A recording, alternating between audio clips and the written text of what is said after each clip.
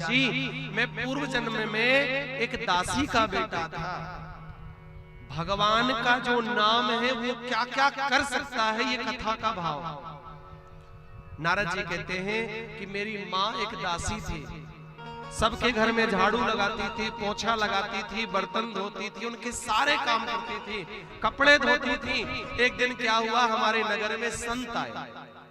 4 महीने संत बारिश के महीने में कहीं बाहर नहीं जाते, चतुर्मास करते।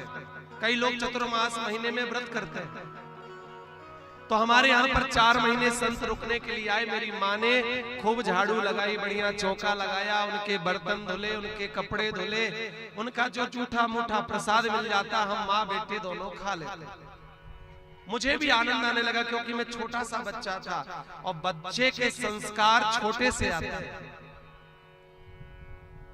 किसी मॉल में बच्चे को संस्कार नहीं मिलेंगे, याद रखिएगा। आप किसी मॉल में चले जाओ, कार मिल जाएगी, गाड़ी मिल जाएंगी, कपड़े मिल जाएंगे, खिलौने मिल जाएंगे, लेकिन मॉल में जाके कहो भैया 2 किलो संस्कार दे दो, बोलो मिले? कहाँ मिलेंगे?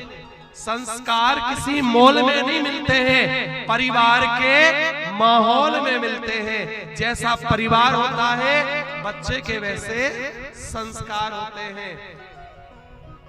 आज नारद जी कह रहे हैं मैं परिवार में लगा, मेरी माँ संतों की सेवा करती तो मैं भी काम करता, लकड़ी बीनता, ये करता वो करता। संत लोग बढ़िया भगवान का गुणानुवाद करते, कीर्तन करते, कथा करते, तो मैं भी सुनता रहता, मैं भी कीर्तन करते रहता, बड़े भाव से भगवान की भक्ति में खोया रहता। एक दिन की बात है कि संत लोग 4 महीने के बाद जाने लगे। मैं चरणों में आकर गिर पड़ा, प्रभु मुझे भी ले चलो, मुझे छोड़कर मत जाओ। संतों ने कहा कि बेटा यदि हम तुझे ले गए तो तेरी माँ हमको हजारों गालियां देगी। अरे जिन संतों के लिए मैंने इतनी सेवा करी, इतना इनका काम किया, वही संत मेरे बेटे को ही बाबा बना के ले गए। तेरे को बेटा हमने मंत्र दे दिया, तू घर में ही रह, तू यहीं पे भजन कर। संत लोग चले गए, मैंने वही कार्य शुरू किया। सुबह स्नान करना, पूजा पाठ करना, 6 घंटे तक माला का जाप करते रहे।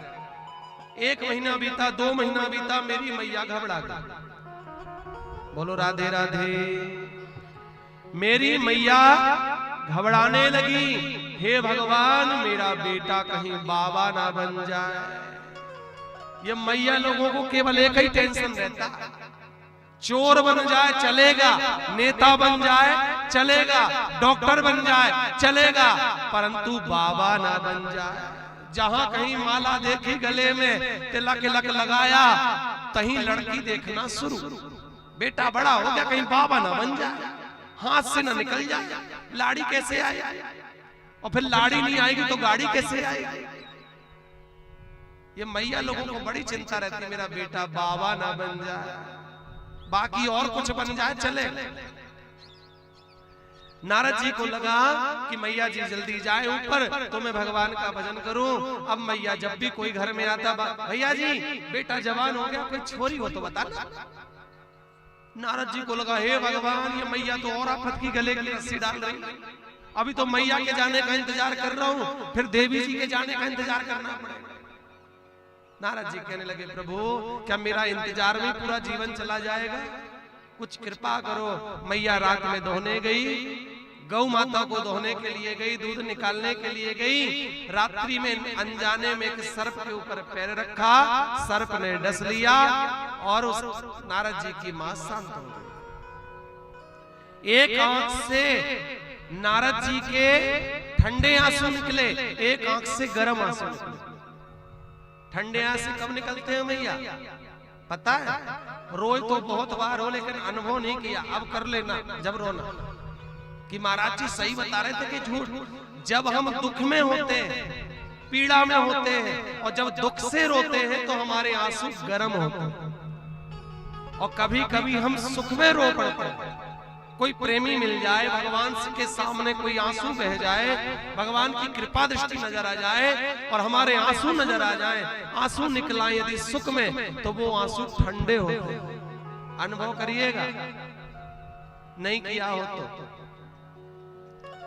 पता चलेगा आपको कि आंसू ठंडे और गर्म कब होते हैं। क्यों निकले आंसू दो प्रकार के नारद जी के?